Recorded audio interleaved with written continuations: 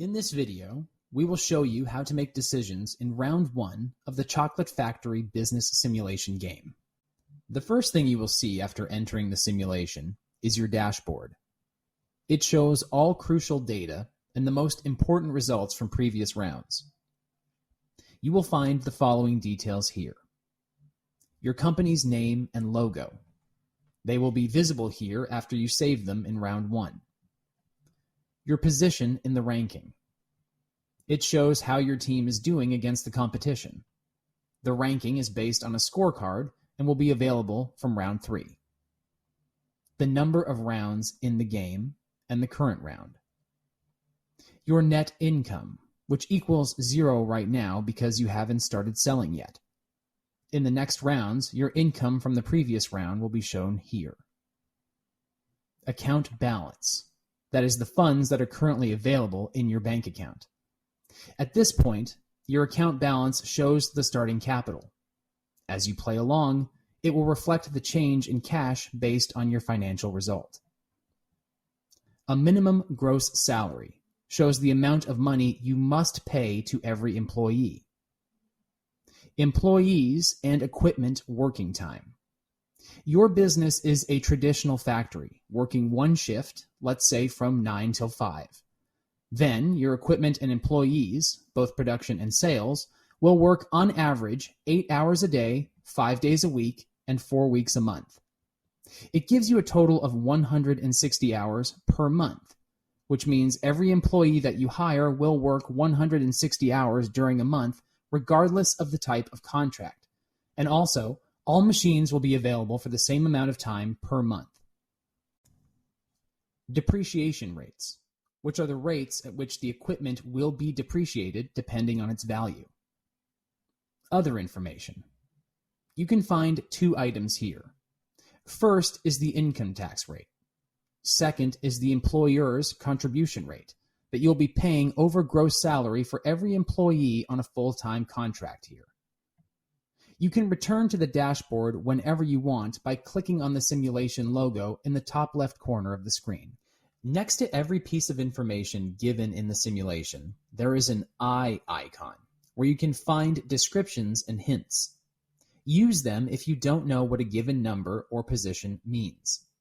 Additionally, on the left side of the screen, there is a black panel with the simulation guide that explains all decisions round by round, as well as video guides.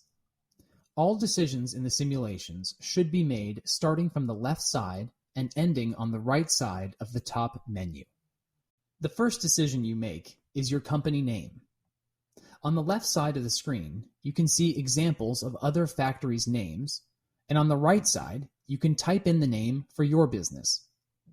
Please note that the maximum number of characters you can use for the company's name is 12. You can also upload your company's logo. The name and logo are not evaluated in the simulation. The decisions must be saved with the Save button. Now let me give you a few technical tips. Within one round, you can change your decision any number of times. So, if you change your mind and want to edit your company name, you can do it as many times as you want until the game is advanced to the next round. What's more, remember that if you play in a team, each team member is an equal partner, and they can save and change every decision. The system will always remember the last decision saved by any team member. Therefore, always make decisions together. And it is enough if the decision is saved in the system by just one person. When you are ready with your company name, it's time to prepare your company's mission statement.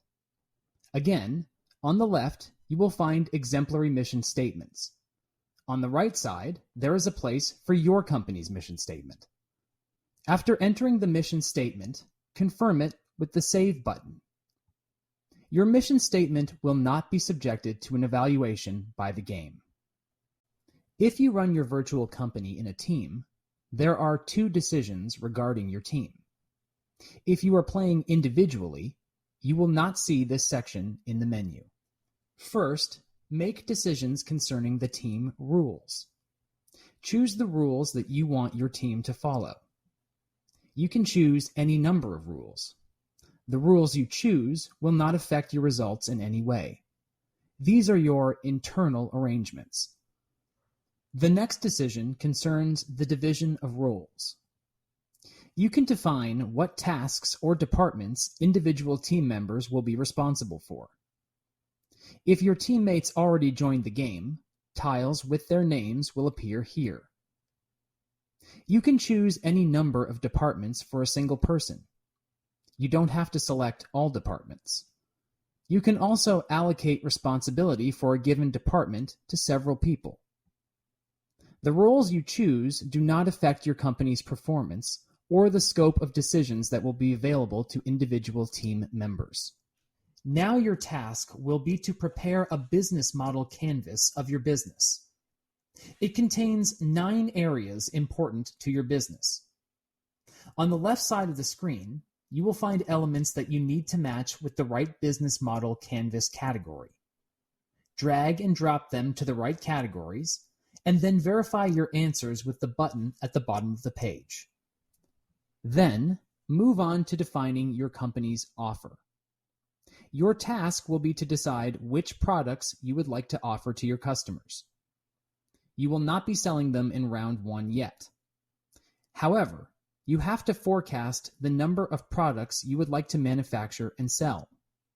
This will help you determine how many employees you'll need and make appropriate investments in workstations. In the Offer tab, you can find information about all products you'll be able to manufacture and sell in your chocolate factory.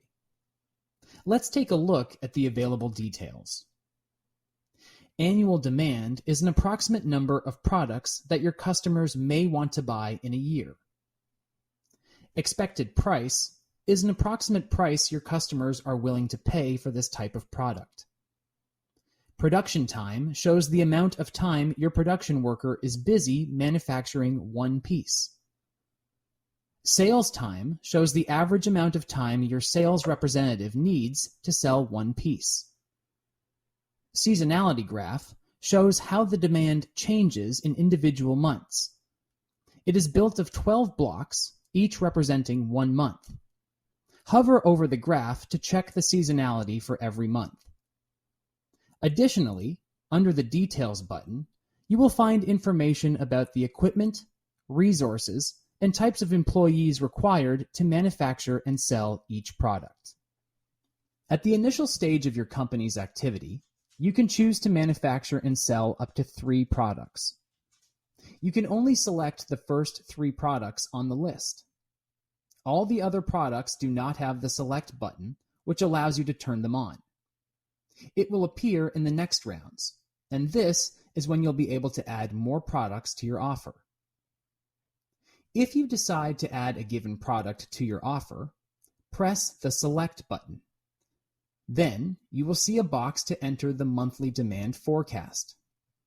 Your task is to forecast the number of products your customers will demand in a month, and therefore, this is what you should manufacture and prepare for sale. Now let's look at this monthly demand forecast. Remember that all decisions you make in the simulation should be based on the data provided.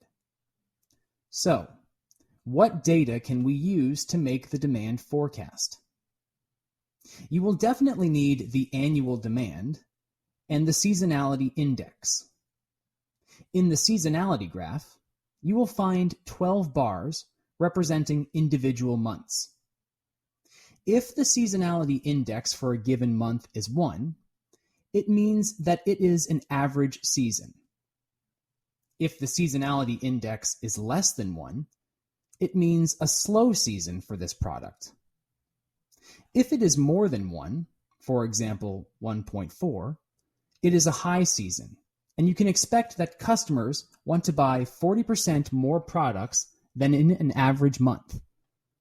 So, now decide how many products you want to manufacture and sell in round 2 and select them. I will now walk you through the whole process of forecasting the demand and calculating the right number of workstations to buy. Let's say that I will select all 3 available products. I will show this using an Excel spreadsheet that I have prepared in advance. I strongly encourage you to build your own spreadsheets that will automatically calculate things for you every round. In my Excel spreadsheet, I have data from the Offer tab. That is, the annual demand and seasonality index of the 3 selected products. Divide the annual demand by 12 to get the average monthly demand, and then multiply the result by the seasonality index for the month for which you're forecasting. In our case, that will be seasonality in February.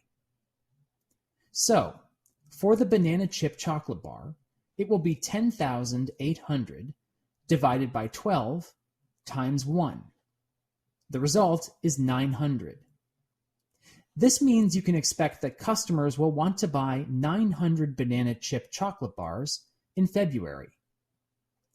If your result ends with a fraction, you need to round it to an integer, as this is supposed to be the number of chocolate bars. You can round it up or down, it's up to you. Calculate the demand forecast for the other services in the same way. Now, let's go back to the Offer tab. Enter the forecasted monthly demand for all the products you selected.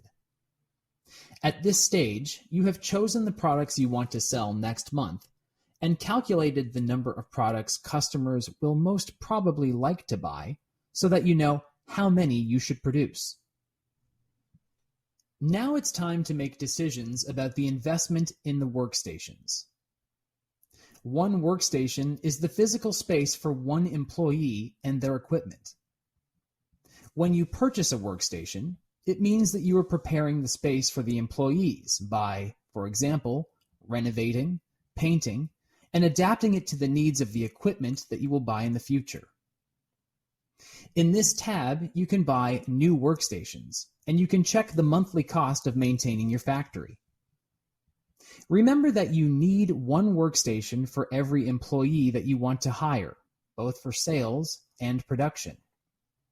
You always need 1 month to prepare a workstation. It means that if you decide to create a workstation in round 1, it will be available in round 2. This is the only decision in the simulation that works with a 1-round delay. The number of workstations you need depends on the number of employees you want to hire in the next round. So, to know the number of employees you'll need to hire, you have to calculate how many hours it will take to manufacture and then sell all selected chocolate bars. To do this, go back to the Offer tab. For every product, calculate the required employees' working time. Do it by multiplying the forecasted demand by the time needed to produce and sell 1 bar. After summing up the employees' working time needed for all the products, compare it with the employees' monthly working time. I hope you remember that every employee works 160 hours a month. This information is available on the dashboard. So, if the total production time or total sales time is lower than 160 hours, it means that you need 1 employee. If the result is higher than 160 hours, then calculate the exact number of employees you'll need to produce and sell all your products. Let's calculate how many employees I will need in my example case. I'll go back to the Excel spreadsheet, where I have already prepared the information about my forecasted demand in February, and I have copied the production and sales time from the Offer tab. Since we need 2 types of employees, production and sales, we need to calculate separately the number of employees we need in each category. Let's start with the production workers. We need a production worker for 0.05 hours to manufacture 1 bar of each kind. We need to know the total time required to produce each bar. Total production time is the monthly demand forecast times the production time. To produce all banana chip chocolate bars, we multiply 900 bars times 0.05 hours, which gives us a total of 45 hours. Calculate the production time of the other products you want to offer in the same way. Now, sum it up, and we will get a total production time of all types of bars. In my case, it turned out to be 154 hours. Then, we compare this number with the maximum working time of the employees. I hope you remember from the dashboard that in the simulation, every employee works 160 hours per month. If we divide the total time needed to serve all customers by 160, we will get the number of employees that we need. In our case, 154 divided by 160 is 0.96, which means it will be enough to hire one production worker to manufacture the products in February, and thus we have to buy one workstation now. If, on the other hand, you get a number higher than 1, it means that you need more employees. For example, 1.5 means that you need 2 employees to manufacture all products. Be careful when you round the numbers, because if you round them down, it may mean that you won't be able to produce as many chocolate bars as you planned. Now do the same thing with the sales specialist. Just like before, multiply the forecasted demand times the sales time of each product. You will get a total salesperson time that you need to sell the forecasted number of products. In my case, I need the sales specialist for 123 hours in February, and it is 0.77 of a full-time job. This means I'll hire just one salesperson and therefore prepare one sales workstation. When you are ready, go back to the Investments Workstations tab and select the required number of production and sales workstations. You have to buy at least the same number of workstations as the number of employees you want to hire next month in each department, production and sales.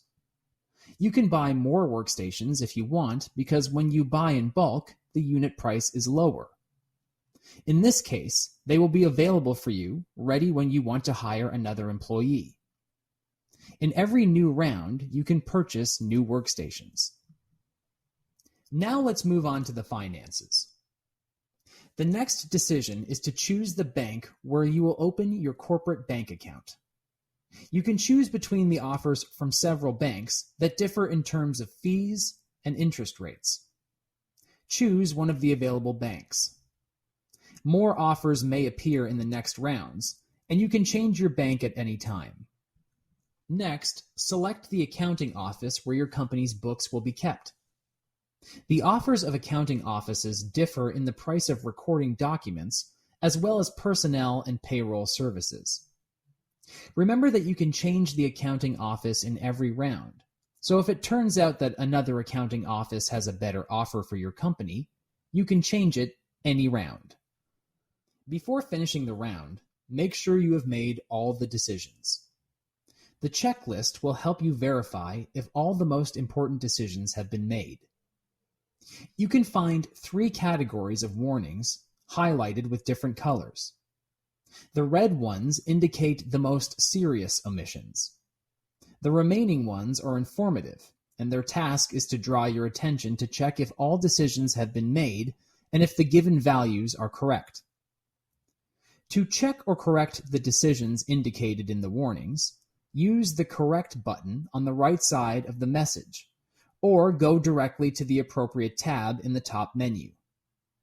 Remember, the aim of the checklist is not to verify if your decisions are correct, but only to make sure you have not missed anything. When all of your decisions are ready, use the Submit Decisions button to upload them to the server. This will inform your instructor that you are ready to move on. Now you have to wait for the instructor to advance the game to the next round. Remember that the system will not allow you to submit your decisions if there are red critical errors in the checklist. Can you change your decisions after you submit them? If there is still time before the deadline set by your instructor, you can go back to the game using the Return to Making Decisions in the Current Round button. Remember to resubmit the decisions once you're done. If you are playing in a solo game, sending a decision will take you straight to the next round. I hope everything is clear. See you in the next videos. Good luck.